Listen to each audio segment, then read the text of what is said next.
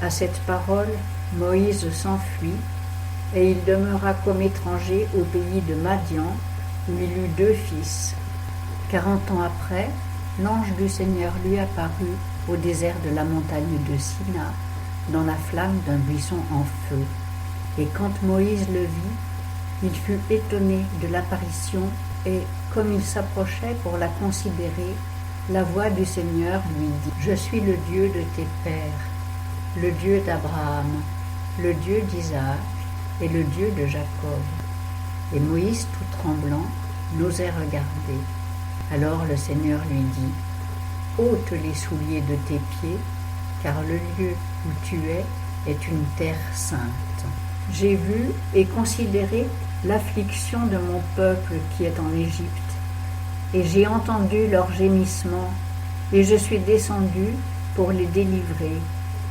Viens donc maintenant, et je t'enverrai en Égypte. » Ce Moïse, qu'ils avaient rejeté en disant : « Qui t'a établi chef et juge ? » c'est celui que Dieu envoya pour prince et pour libérateur sous la conduite de l'ange qui lui était apparu dans le buisson.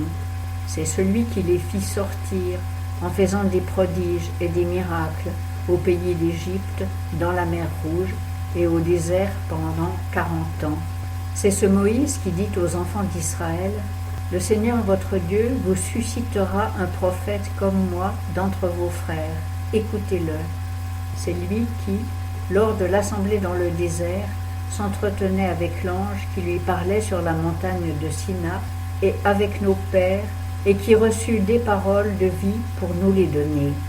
Nos pères ne voulurent point lui obéir, mais ils le rejetèrent et retournèrent de leur cœur en Égypte, disant à Aaron : « Fais-nous des dieux qui marchent devant nous, car pour ce Moïse qui nous a tirés du pays d'Égypte, nous ne savons ce qui lui est arrivé. » Et ils firent un veau en ces jours-là, et ils offrirent des sacrifices à l'idole, et se réjouirent des ouvrages de leurs mains.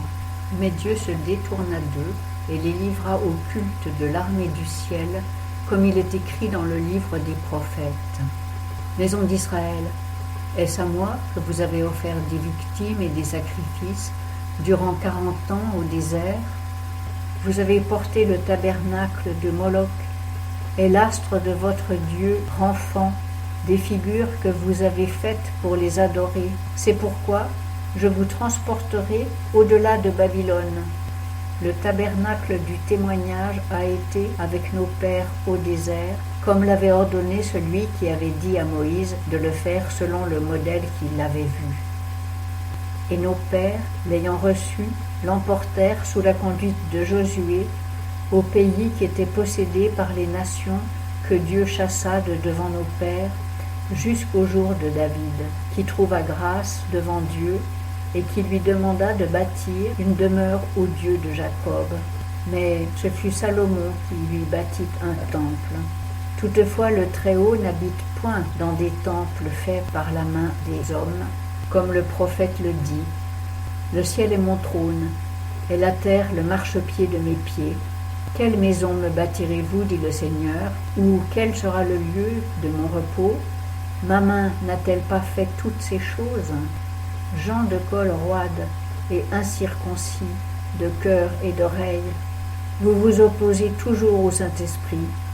Vous êtes tels que vos pères. Quel est le prophète que vos pères n'aient pas persécuté ? Ils ont tué ceux qui avaient prédit l'avènement du juste, que vous avez livré maintenant, et dont vous avez été les meurtriers. Vous qui avez reçu la loi par le ministère des anges, et qui ne l'avez point gardée. Entendant ces paroles, ils étaient transportés de rage en leur cœur, et ils grinçaient des dents contre Étienne. Mais, rempli du Saint-Esprit, et les yeux attachés au ciel, il vit la gloire de Dieu, et Jésus debout à la droite de Dieu. Et il dit : Voici, je vois les cieux ouverts, et le Fils de l'homme debout à la droite de Dieu. Alors eux, poussant de grands cris, se bouchèrent les oreilles, et se jetèrent tous ensemble sur lui, et, le traînant hors de la ville, ils le lapidèrent. Et les témoins mirent leurs manteaux aux pieds d'un jeune homme nommé Saul. Et pendant qu'ils lapidaient Étienne, ils priaient et disaient « Seigneur Jésus, reçois mon esprit ». Puis, s'étant mis à genoux, il cria d'une voix forte « Seigneur, ne leur impute point ce péché. » Et ayant dit cela, il s'endormit. Or Saul avait consenti à sa mort.